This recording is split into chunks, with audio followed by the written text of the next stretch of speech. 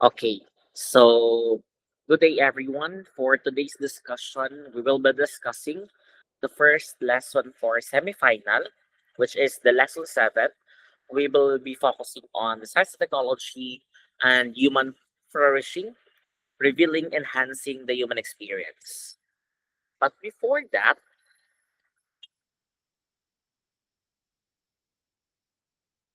hey, so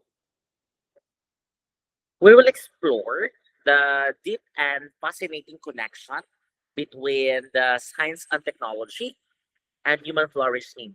And in the modern world, technology is more than just the gadgets that we use every day, just like the force that is continuously shapes our experiences, our relationship, and even our identity as human being. So we have here the three learning objectives for today's discussion. First, distinguish between the essence of technology and modern technology. Second, understand why questioning is considered the piety of thought in philosophical contexts. And lastly, contemplate and articulate philosophical implications important to every human as temporary tenant of the world. And when we talk about human flourishing, we refer to complete well being of a person, complete well being, such as physically, emotionally, socially, and spiritually. And through science and technology, when used responsibly, it helps us reach out that flourishing by improving healthcare, communication, transportation, and education. However, it is important to remember that these innovations can also create new challenges, such as ethical issues, environmental degradation, and even emotional disconnection. So, as we go through this lesson, I want you to reflect on this. Are we using technology to enhance life, or are we letting it control our humanity? And this question will guide our discussion throughout the lesson.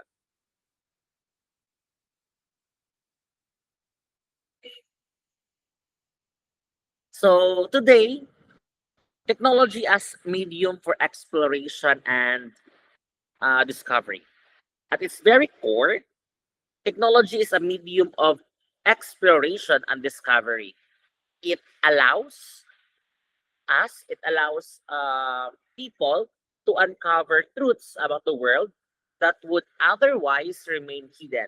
And through innovations, humans extend their senses and abilities. Just for instance, like how telescopes allow us to see distant galaxies, it allows us microscopes reveal microorganisms invisible to the naked eye. And take note, telescopes and microscopes, these are technology. And this technology also enable us to explore not only the external world, but also our inner selves. For example, digital platforms can connect us to people from diverse backgrounds, helping us understand new perspectives and cultures. It bridges connections through distances and it creates or fosters global unity. However, it is also important to emphasize that technology is only a tool. Its impacts depends entirely on how we use it. If um, if used with wisdom and ethical consideration, it promotes progress, well-being. But if we use it carelessly, it can lead to misuse, inequality, and even exploitation. Therefore, human flourishing through technology depends on responsible use, which is anchored to values and empathy. We have here Martin Heidegger, technology as a way of revealing. And Martin Heidegger, he was one of the most influential philosophers who examined technology deeply. He viewed technology not simple as collection, collection of tools, but for him, it was a way of revealing, which is a process which truth and meaning are uncovered. Heidegger used two terms to describe how technology reveals. First, bringing forth; the second, the challenging forth. According to him, bringing forth, it refers to the creative process of uncovering or producing something, such as this is similar to how a farmer nurture crops or an artist creates a sculpture. It aligns with harmony and respect toward nature. On the other hand, according to Heidegger, challenging forth, it describes modern technology's tendency to dominate or to exploit nature. This is treating it as a mere resource. For example, industrial factories often push nature beyond its limit for the sake of mass production and efficiency. That's why Heidegger here reminds us to reflect and question how we use technology, warning us that when we stop questioning, we risk losing our humanity. Therefore, he encourages what he calls meditative thinking. Now, a meditative thinking, which is a reflective mindset that allows us to appreciate the essence of the world without reducing it to something we can control.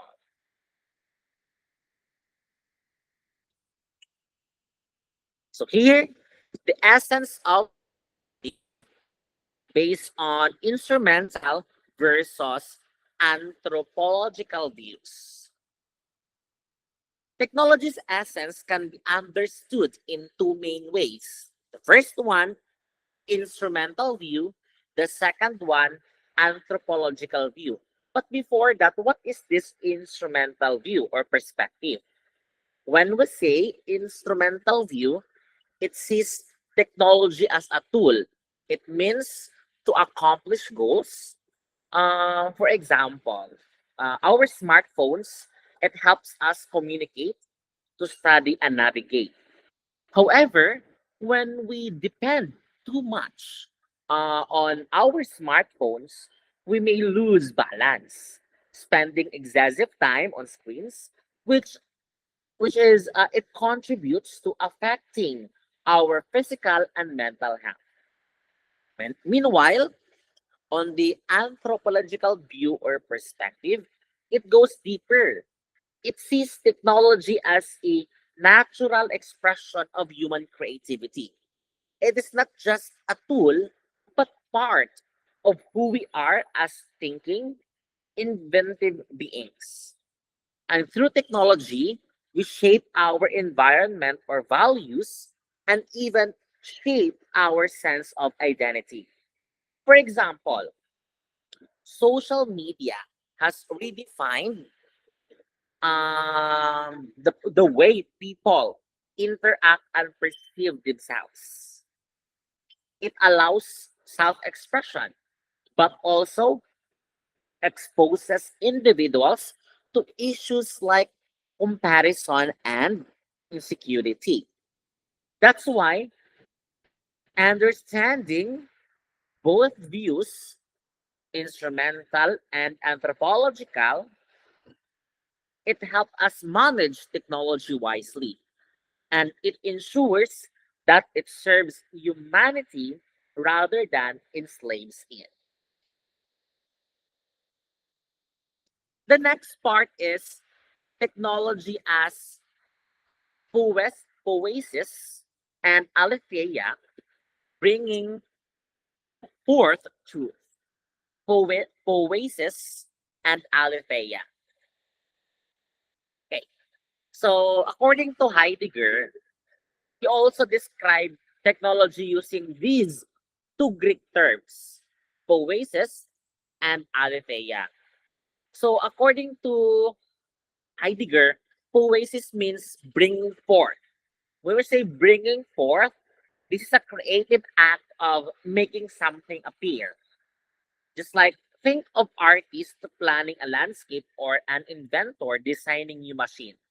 Technology in this sense, it is a creative process that reveals new possibilities. When we say aletheia, on the other hand, it means truth or unconcealment. It refers how technology discloses truth about our world. For example, the invention of microscope revealed bacteria, a truth about life that we are invisible before. However, Heidegger warns that not all revelations are neutral. Sometimes, what technology reveals can be shaped by human bias or power structures. That's why critical thinking is important. We must examine who controls technology and whose truth it reveals. The Greek word of technology means techne, and we will be discussing the philosophical and artistic view of techne. Techne means that's the root word of technology, no? Techne at saka logos. The word techne means art and craft. It reflects the human ability to create and perform with skill and understanding. From a philosophical view, techne emphasizes human capability. When we say human capability, this is our ability to create, to produce knowledge and skills. For example, rather, a sculptor combines technical expertise and artistic vision to form a masterpiece that reveals beauty and meaning. From an artistic view, techne means it embodies creativity and expression. So, technology is not just about machines or how efficient these machines are, but also it's about self expression and understanding. Just like think of digital art, installations, or a virtual reality that exhibits allow artists to create immersive experience. And these forms of techne reveal human imagination and emotion through technology. That's why Heidegger it gives us perspectives. This philosophical and artistic view reminds us that technology serves creativity, understanding, and humanity, not just productivity alone.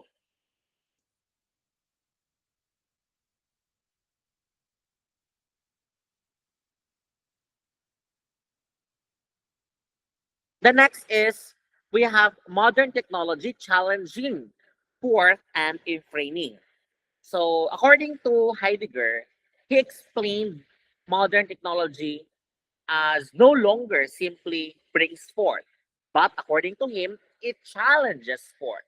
It demands nature to serve human goals, transforming it into what we call standing reserve or a set of resources ready for use. So Heidegger used in framing to describe humans organize and control of nature. For example, in agriculture, it doesn't just grow crops, but it frames nature to maximize output through fertilizers, pesticides, and machinery. While efficient, this approach can lead to environmental harm and loss of biodiversity. And this way of thinking is dangerous because it treats the world as an object of control. Even human rights becoming part of this standing reserve.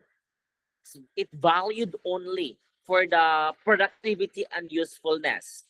That's why Heidegger Martin challenges us to resist the temptation to dominate nature. Instead, rediscover our authentic connection to it.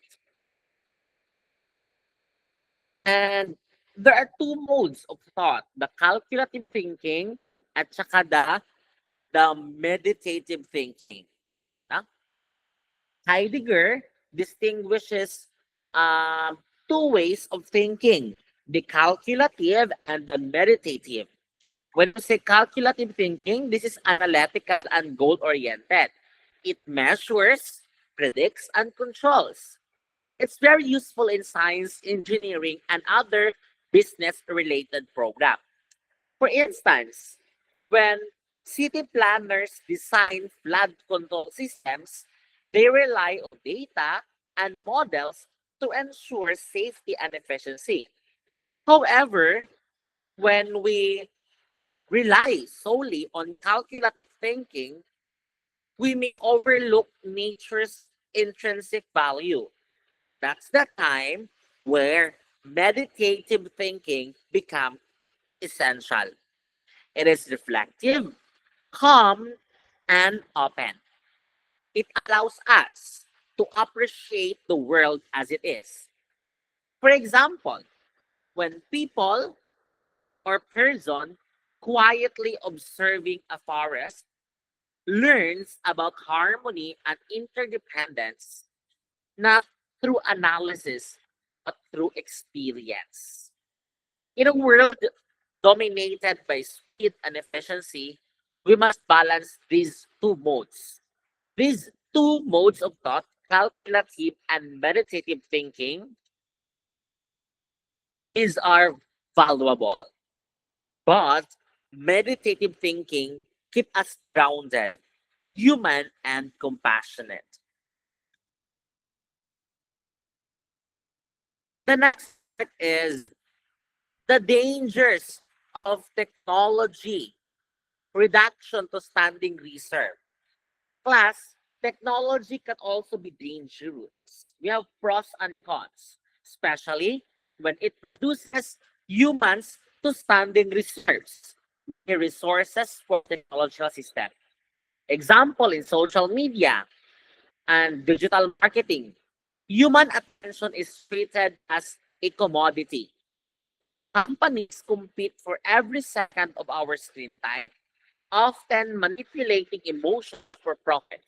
Similarly, automation and artificial intelligence can replace human labor, leading some to feel disposable or purposeless.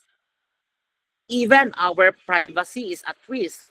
With rise of surveillance and data collection, individuals can be tracked without consent. When technology is misused, human dignity is compromised. Thus, it is our responsibility as users and as future professionals to ensure that technology enhances life without exploiting it. We need to consider ethical awareness and self discipline as our safeguards against this reduction.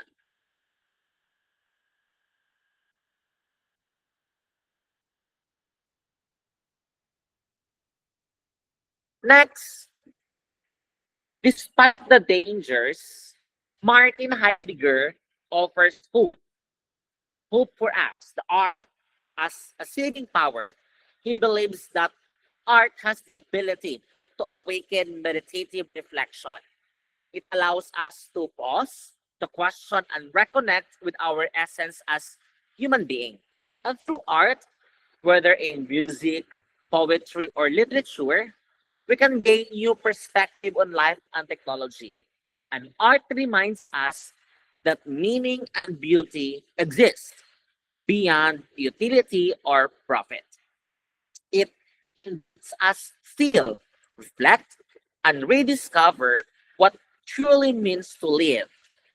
In this sense, art is not separate from technology. It can balance it. By engaging with art, we nurture empathy, imagination, and wisdom, all necessary to use technology responsibly and meaningfully. So, to end this class, to summarize everything, technology is more than an invention. It is a way of revealing. It can enhance life, expand knowledge, and connect humanity. But if we use it carelessly, it can also exploit, manipulate, and dehumanize. Let's reflect through some relatable examples. When we use social media to express creativity or learn new skills, technology promotes your flourishing. But when you compare yourself to others online or seek validation through likes, technology can diminish your self worth. When you use Google Maps to explore new places, that's when technology helps you discovering the world. Yet, when you rely on GPS so much that you lose the sense of direction, you surrender the part of human capacity. You rely technology in which you can rely on yourselves, your capability to have the sense of direction. So the key question remains, are we using technology to reveal truth or to confine ourselves within the systems of control? As future professionals and it's our mission to use technology to uplift humanity, not to replace it.